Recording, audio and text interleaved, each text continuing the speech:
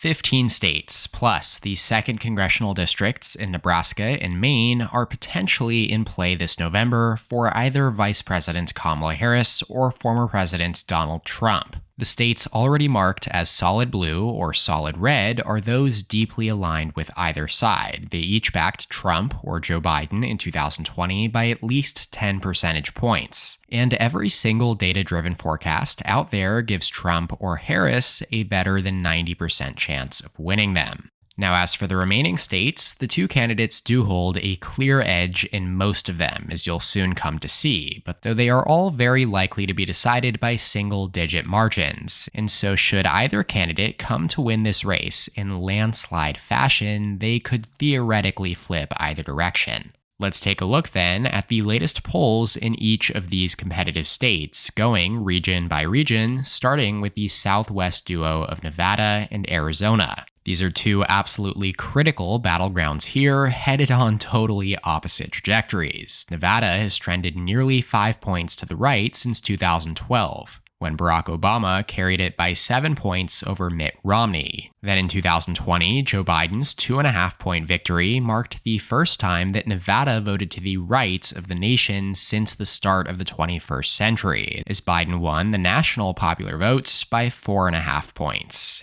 Now, Arizona, on the other hand, has trended almost 9 points to the left since 2012, when Romney carried it by 10 points over Obama. And then, flash forward to 2020, Joe Biden became just the second Democrat to win in Arizona since 1948, as his 0.3% victory margin over Trump was his second narrowest in the 2020 cycle, behind only Georgia, which we'll get to here in a bit. Now, down the ballot, Republicans managed to flip the governor's office in Nevada in 2022, and they also received more votes for U.S. House in those midterms than Democrats for the first time in decades. Whereas again, in Arizona, Democrats have now won the last 5 straight major statewide races for president, Senate, and governor. Now, these trends, of course, suggest that the two states are on a collision course here in the political center. The latest poll in Nevada via Siena College with the New York Times is Trump leading Harris by 1 percentage point, with 48% of support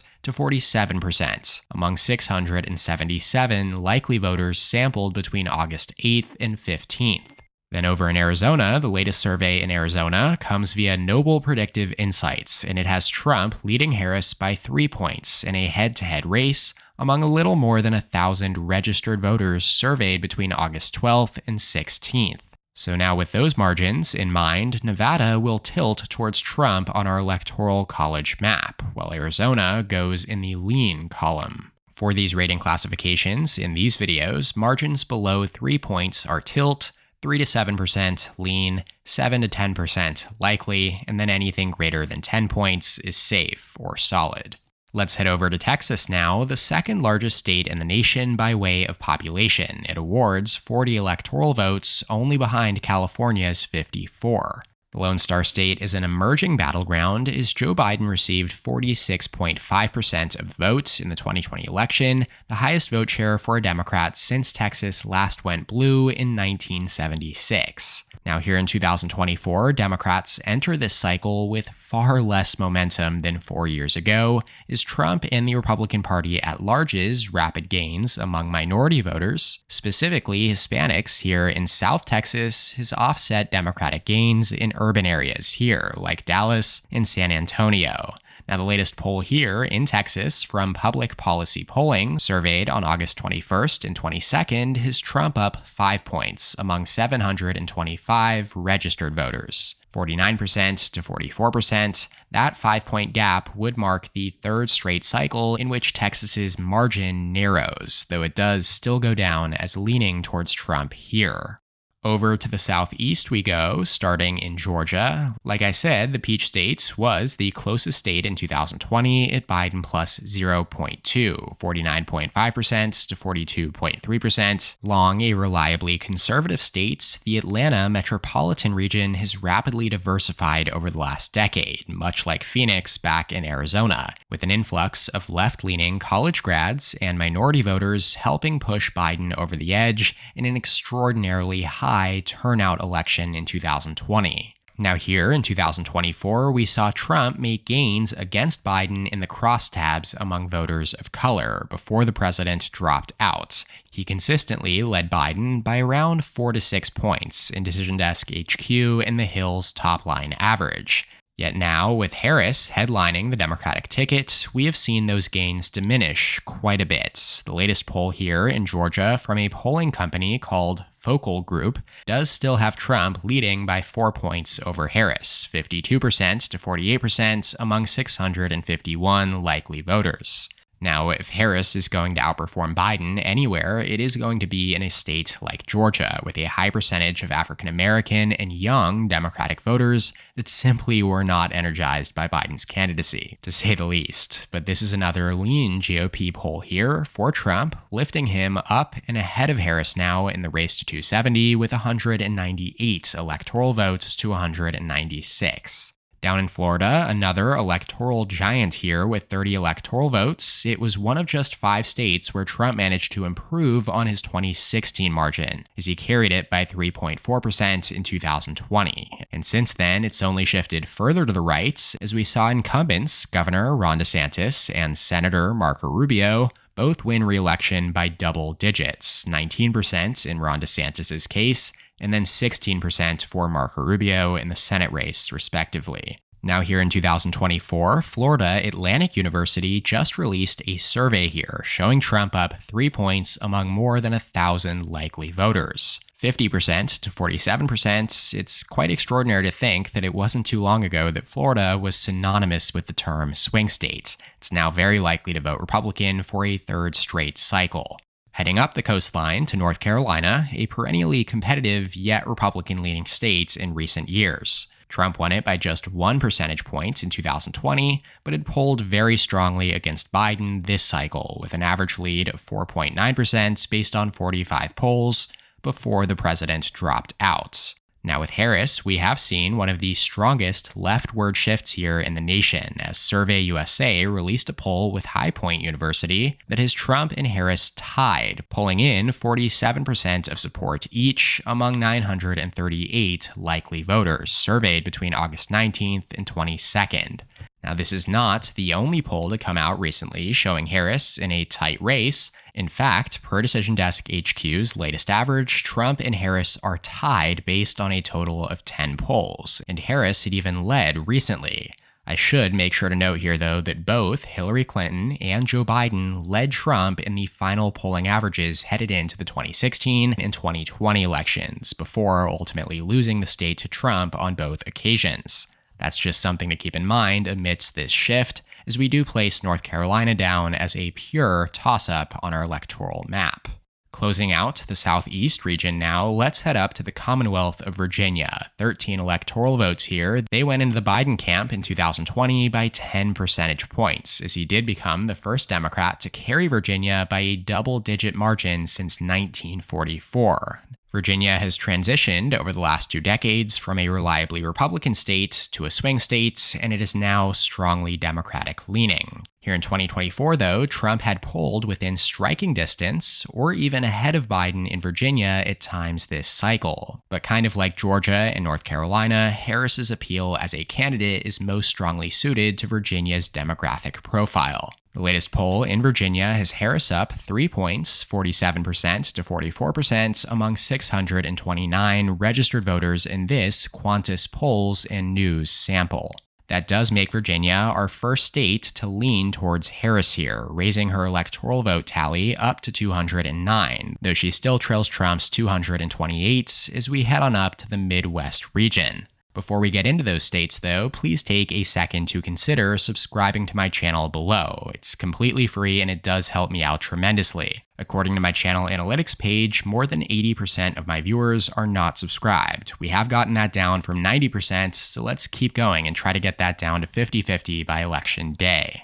Alrighty, let's start with the upper Rust Belt quartet of Minnesota, Wisconsin, Michigan, and Pennsylvania. These four battlegrounds have voted for the same candidate as one another in almost every modern presidential election, voting blue in these 6 elections between 1992 and 2012, before Trump then managed to flip Wisconsin, Michigan, and Pennsylvania, each by less than a point, against Hillary Clinton in 2016. Clinton did manage to hold Minnesota by 1.5 points in that election, and then in 2020, Joe Biden returned the core Rust Belt trio back into the Democratic corner. He won Pennsylvania by 1.2%, Michigan by 2.8%, and then Wisconsin by 0.6%, and then Minnesota by a full 7 points. Back on our map, let's start in Minnesota here, Tim Walz's home state. We have to go all the way back to late July for a head-to-head survey here, and it has Harris up 10 points, 50% to 40%, among 656 likely voters surveyed by Survey USA and a local news station in Minneapolis. Now, this would be a 3-point overperformance for Harris compared to Biden's winning margin in 2020. And here on our map, it gets marked down as safe Democrat, adding 10 more electoral votes to the Harris tally. Then over in Wisconsin, out of the core swing states this cycle, Biden's numbers were surprisingly the strongest here before he dropped out. Now, I say surprisingly because Wisconsin is right trending both fundamentally and demographically. It voted to the right of Michigan and Pennsylvania in both 2016 and 2020, and is whiter, more rural, and has a lower proportion of college-educated residents. 3 demographic factors that do favor the GOP. The latest survey here, though, again from Qantas Polls and News, between August 14th and 15th, is Harris leading by 2 points, 46.2% to 44.6% among 601 registered voters. So Wisconsin does tilt blue here, and it does track with the overall average in Wisconsin that is Harris up exactly 3 points over Trump based on a full 20-poll average. It is worth noting that abortion rights have been a focal point of Wisconsin state politics since the Supreme Court struck down Roe v. Wade. That's because, whereas the right to an abortion is effectively enshrined in state law in both Michigan and Pennsylvania, it is still in flux in Wisconsin. And since abortion is one of few winning issues for Democrats at the moment, that could be playing a role in these more favorable numbers here for them. Let's head over to Michigan now, though, which is generally considered the bluest of the 3 core Rust Belt swing states, excluding Minnesota, as it does consistently vote to the left of Wisconsin and Pennsylvania at the presidential and down-ballot level.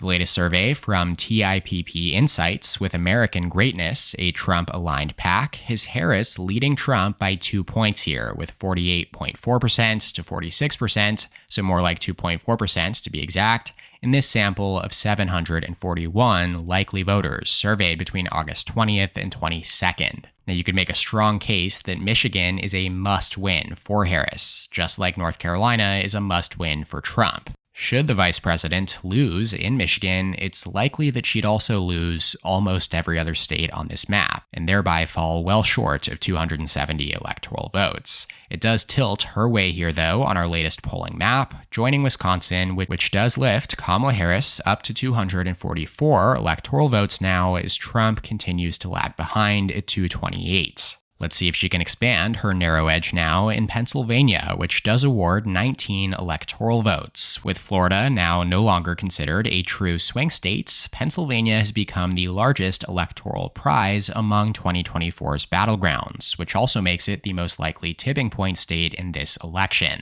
The latest poll released in Pennsylvania by Insider Advantage has Trump up over Harris by less than a full percentage point, 46.6% to 46% flat. 800 likely voters were sampled here between August 18th and 19th. The narrow margin does fit with what we've come to expect in Pennsylvania as it continues to flip-flop back and forth, with neither candidate building a lead outside the margin of error. We'll place it in the tilt Republican category here, which lifts Trump back ahead of Harris in the race to 270 with 247 to 244.